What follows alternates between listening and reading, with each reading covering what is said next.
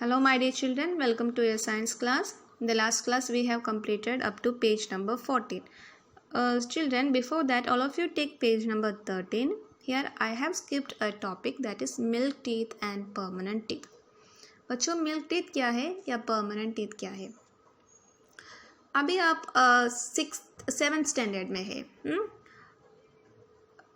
आपके दांत है ना, आपकी फर्स्ट स्टैंडर्ड के बाद आपके दांत निकलते हैं, है ना. सो ये इसके पहले के दांत है ना, इसके पहले आपको फुल सेट ऑफ दांत था, टीथ आपके माउथ के अंदर था. और वो पहला टीथ है ना, वो आपकी बचपन का टीथ है ना, उसको हम कहते हैं मिल्क टीथ. और अभी आपके टीथ वो सब निकल जाते हैं. अभी थोड़ा बाकी है आने को है, तो वो उसको हम क्या कहते हैं, परमानेंट टीथ है. अभी न्यू आई टीथ है ना, उसको हम कहते हैं परमानेंट टीथ. पहले टीथ को हम क्या कहते हैं, मिल्क टीथ. और अभी न्यू आने वाले और आए गया टीथ को हम क्या कहते हैं, परमानेंट टीथ. अबाउट 17 एज के पहले आपको वो पूरे टीथ का सेट है ना, 18 इसके पहले आपको पूरे टीथ का सेट आएंगे. और हमारे एक अडल्ट को कितना टीथ होते हैं, 32. लोअर जॉ में 16, ऊपर जॉ में 16, टोटल 32 है. अभी आपके ग्रोइंग स्टेज में निकलते हैं, मिल्क टीथ निकल जाते हैं और परमानेंट टीथ आते हैं. So this is milk teeth and permanent teeth. The first set of teeth grows during infancy and they fall off at the age between 6 to 8 years. So first these term milk teeth. जो first set of teeth है ना, आपके पहला teeth का एक set था, उसको कहते हैं milk teeth. The second set that replace them are permanent teeth. जो इसके प्लेस में, जो मिल्क टीथ के प्लेस में दूसरा टीथ आते हैं, वो टीथ को हम क्या कहते हैं, परमानेंट टीथ. जो परमानेंट है, जो परमानेंट टीथ में भी last through out the life, जो हमारे थ्रू आउट द लाइफ होते हैं. और कोई भी and fall off during old age और due to some dental diseases. कोई भी डेंटल प्रॉब्लम, कोई भी टूथ डीके, इसके वजह से दांत निकलते हैं. और हमारी एज है ना, हम ओल्ड एज होने की वजह से भी हमको दांत निकलते हैं. आपके ग्रैंड पेरेंट्स के दांत निकलते हैं, क्यों? क्योंकि वो ओल्ड है. हमारे ओल्ड एज में दांत निकलते हैं, या टूथ को कुछ प्रॉब्लम होते हैं है तो वो टाइम में भी दांत निकलते हैं. नहीं है तो एक नॉर्मल पर्सन को जो परमानेंट टीथ है ना, वो परमानेंट होते हैं. Clear children? Now we are moving to the today's topic. Next, all of you take page number 14. I'm going to read the second paragraph in the right side. You can see this one. This I'm going to read. The tongue is a fleshy muscular organ attached at the back to the floor. Children, I am reading this one from here. Okay, children? The tongue is a fleshy muscular organ attached at the back to the floor of the buccal cavity. हमारे टंग कहाँ रहते हैं, buccal cavity के back side पे रहते हैं. It is free at the front and can be moved in all directions. हमको कोई भी डायरेक्शन से हमको मूव को, हमारे टंग को रोटेट कर सकते हैं. Do you know the functions of the tongue? जो टंग की फंक्शंस क्या क्या है बच्चों? We use our tongue for talking. बात करने में मदद करते हैं. Beside it mixes saliva with the food during chewing and helps in swallowing food.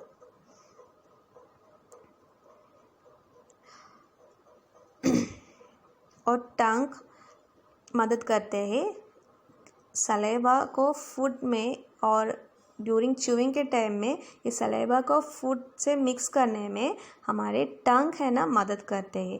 And helps in swallowing food. जो फूड है ना निकलने के टाइम में, वो ये टंग है ना मदद करते हैं. We can find out we also test food with our tongue. और दूसरा हेल्प यूज़फुल क्या है बच्चों टंग का? It help us to taste food. जो हम फूड खाते हैं, अलग अलग टेस्ट का फूड खाते हैं. सो ये कौन रिकग्नाइज करते हैं?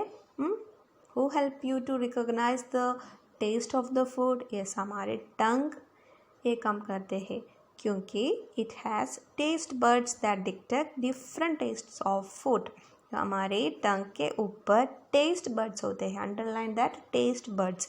जो टेस्ट बर्ड्स है ना वो हमारे टंग के ऊपर रहते हैं, ऊपर सरफेस है ना उधर रहते हैं, और हमें टेस्ट है ना वो सब रिकॉग्नाइज करने में ये टेस्ट बर्ड्स मदद करते हैं।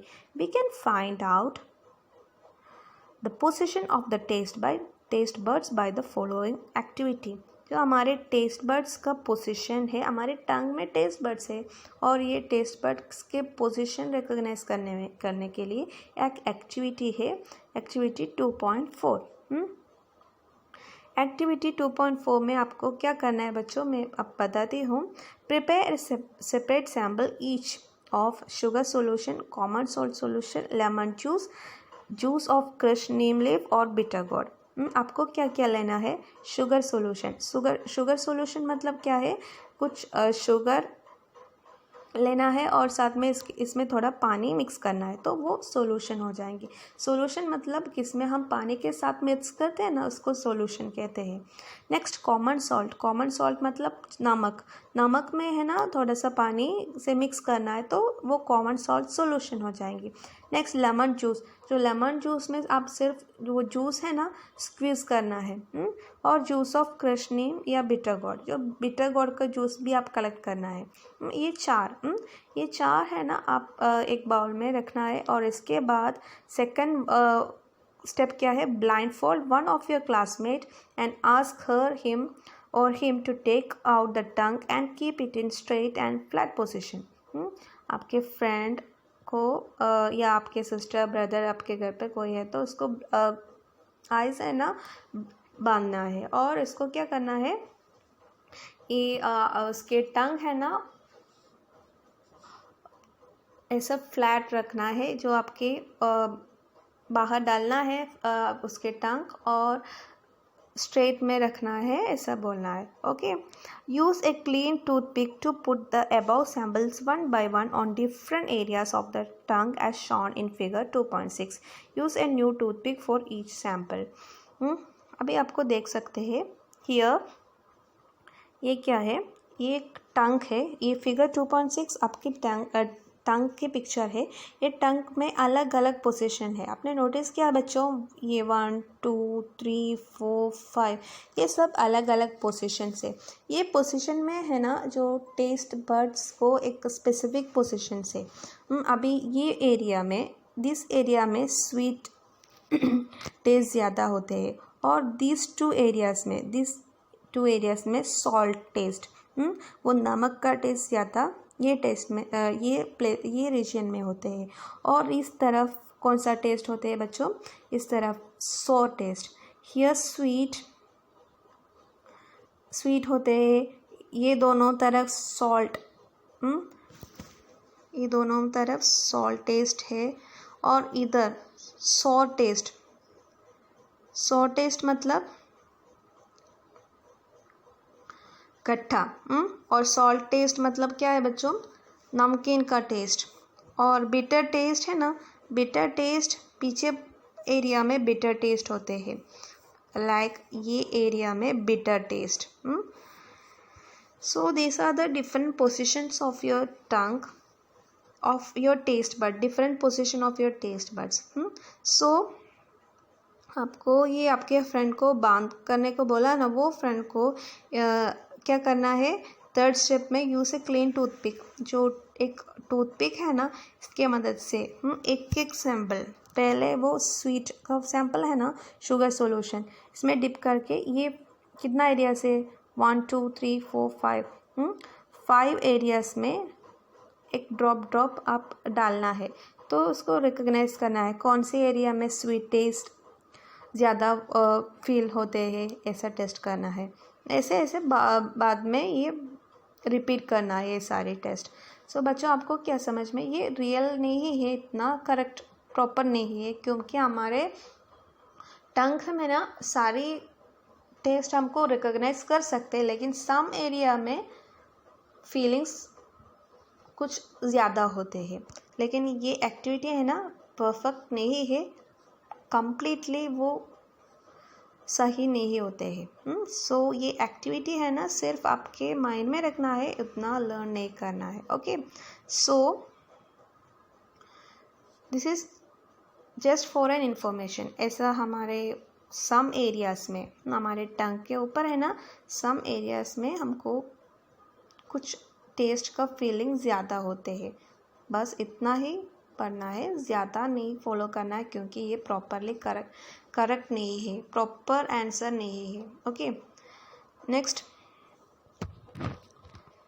look the above table. Sometimes, all of you take page number 15. Sometimes when you eat in a hurry, talk or laugh while eating, you may cough, get hiccups or a choking sensation. बच्चों, कभी कभी आप जल्दी खाते हैं या खाते के समय बात करते हैं या हंसते हैं तो आपको खांसी उठती है या हिकअप्स मतलब हिचकी आते हैं या चॉकिंग सेंसेशन मतलब घुटन का अनुभव होते हैं। ये सारी फीलिंग्स आपको हो जाते हैं। This happens when food particles enter the wind pipe. जो कैसे वो फीलिंग्स आपको क्यों होते हैं, कैसे होते हैं? दिस इज़ बिकॉज जो आप हमारे फूड पार्टिकल्स है ना, हम खाते हैं ना, वो थ्रू फूड पाइप, जो हमारे फूड पाइप है, ईसोफेगस है, इसके थ्रू जो हमारे स्टमक तक आते हैं, जो नॉर्मल प्रोसेस है। लेकिन हमारे विंड पाइप में कुछ फूड पार्टिकल्स एंटर करते हैं। जो विंड पाइप क्या है बच्चों, मैं आपको दिखा देती हूँ। आप ये पिक्चर देखिए, जो human digestive system in page number 12। Here हमारे फूड पाइप क्या है बच्चों? फूड पाइप कहाँ है?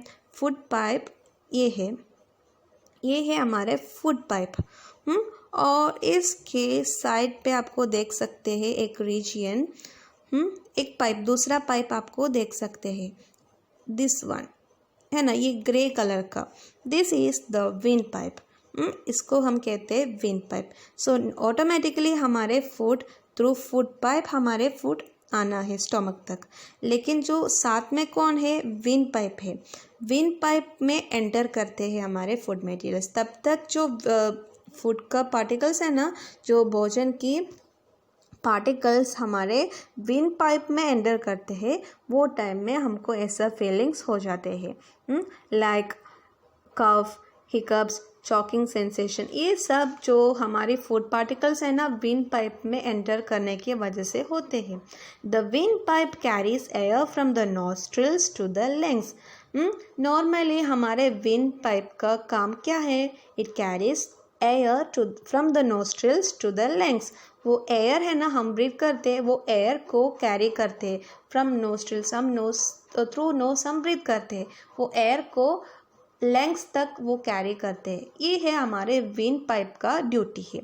It runs adjacent to the food pipe. लेकिन वो फूड पाइप है ना, वो फूड पाइप विंड पाइप दोनों साथ साथ में चलते हैं। But inside the throat air and the food share A common passage. आपको देख सकते हैं, air, wind pipe air carry करते, फूड पाइप फूड कैरी करते, दोनों कॉमन पाथ में है। इसका दोनों का रास्ता सेम ही होते हैं, है ना। Then how is food prevented from entering the wind pipe? So एक चांस है ना, फूड हमारे फूड खाते हैं, वो गलती से वो कभी कभी हमारे विंड पाइप में भी एंटर करेंगे, तो हमको ये स्टॉप करना है, ये बंद करना है, ये प्रिवेंट करना है ना।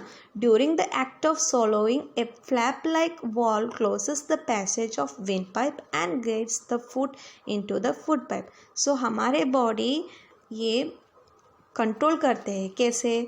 During the act of swallowing, जो भोजन निकलने के समय हमारे बॉडी क्या करते हैं? एक फ्लैप लाइक वॉल्व है, underline that, flap like wall. जो हमारे विंड पाइप के एरिया में एक वाल्व है, इसको हम कहते हैं फ्लैप लाइक वॉल। ये फ्लैप लाइक वॉल है ना, वो क्लोज आ जाएंगे, ऑटोमेटिकली वो बंद हो जाएंगी। ये भोजन निकलने के समय ये flap like wall automatically close होते हैं, जो क्लोज करने की वजह से the passage of wind pipe and guides the food pipe into the food pipe. So ये बंद होने के वजह से हमारे फूड है ना, वो डायरेक्ट थ्रू फूड पाइप हमारे स्टमक तक आते हैं। If by chance food particles enter the windpipe, we feel shocked, get hiccups or cough. अभी तो हम ये नॉर्मल प्रोसेस है हमारे बॉडी का. हम कुछ खाते हैं तो वो नॉर्मली जो फ्लैट लाइक वॉल्व है ना वो डायरेक्टली क्लोज हो जाएंगी और तब तक हमारे फूड है ना through food pipe directly easily हमारे स्टमक तक आते हैं.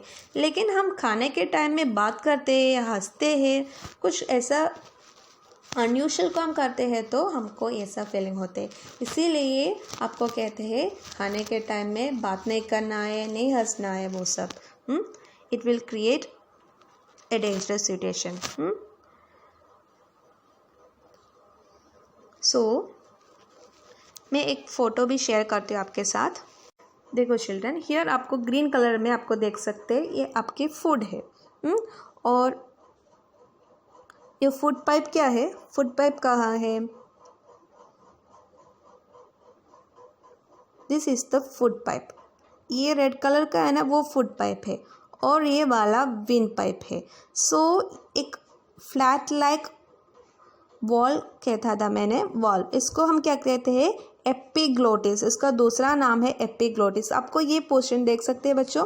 This is nothing but flap like valve. इसको हम एपिग्लोटिस भी कहते हैं. वो अभी तो आपको देख सकते हैं, अभी आप हमारे फूड आया है जो एपिग्लोटिस है ना वो बंद है. वो ओपन नहीं है, अभी बंद है. सो हमारे फूड है ना ऑटोमेटिकली नीचे जाते हैं. बाय चांस हम बात करते हैं, कुछ समय हंसते हैं तो ये ओपन हो जाएंगी. जो एपिग्लोटिस है ना या फ्लैप लाइक वॉल्व है ना वो ओपन हो जाएंगी. इसके वजह से जो हमारे फूड पार्टिकल्स विंड पाइप में भी एंटर हो जाएंगी.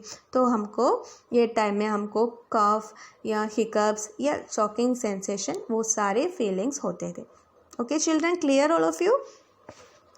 Next moving to the next topic, the food pipe या एसोफेगस.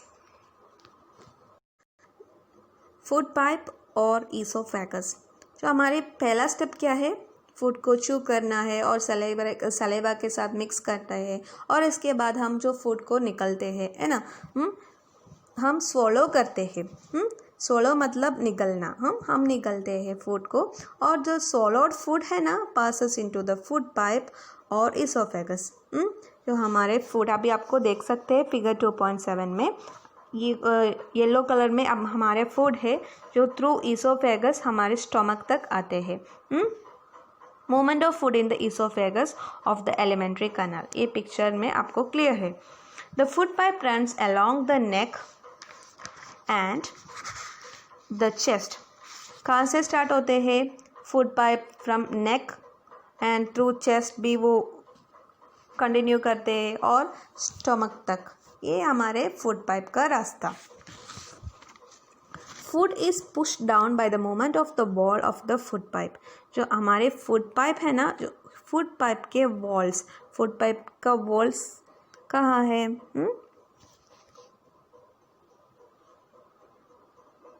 देखो बच्चों, ये साइड है ना उसको हम कहते हैं walls. This is the walls. ये वॉल्स है ना, food is push the moment of walls. ये वॉल्स, ये दोनों साइड वॉल्स है ना मूविंग है. इसको मूव कर सकते हैं. जो मूविंग करने के वजह से हमारे फूड पार्टिकल्स भी नीचे मूव हो जाते हैं. ये साइड वॉल्स है ना, साइड वॉल्स सारे टाइम मूविंग है. Actually this movement takes place throughout the alimentary canal. जो हमारे एलिमेंट्री कैनल क्या है वो पूरे पाथ है ना वो इसके साइड वॉल सब मूविंग है. इसीलिए हमारे फूड ट्रैवल करते हैं. At times the food is not accepted by stomach and is vomit out.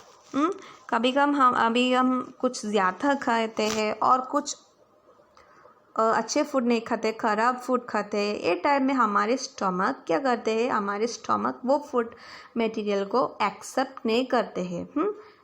वो डाइजेशन में वो सपोर्ट नहीं करेंगे, डाइजेस्ट नहीं हो जाएंगे. तो वो सिचुएशन में क्या हो जाएंगी? हम वॉमिट करते हैं.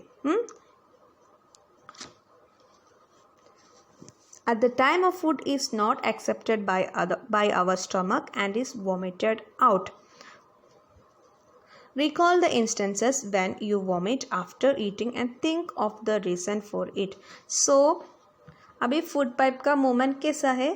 From throat to stomach, downward movement है, लेकिन हमारे स्टमक अपसेट होते हैं, ये टाइम में हमारे स्टमक ये फूड मटेरियल को डाइजेशन नहीं कर जाएंगे ये मटेरियल को, सो तब तक हमारे बॉडी है ना वोमिट करेंगे, तो वो फूड पाइप है ना अपवर्ड मूव करते हैं, हमारे फूड डायरेक्ट अपवर्ड मूव करते हैं इन द ऑपोजिट डायरेक्शन, इसको हम कहते हैं vomiting.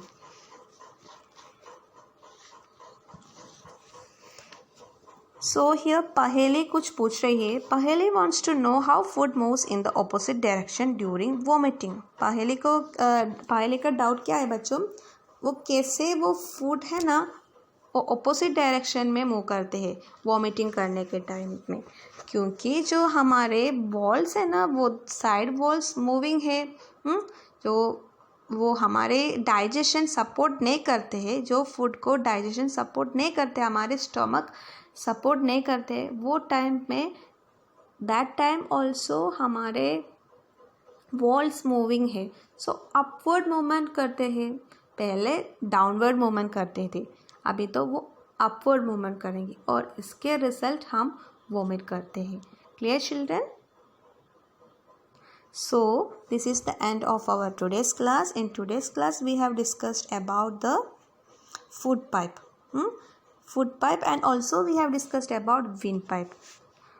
So children, I hope you all have understood the topic that we have discussed today. So in the next class we will discuss about the stomach. Okay children, so see you in the next class. Bye bye.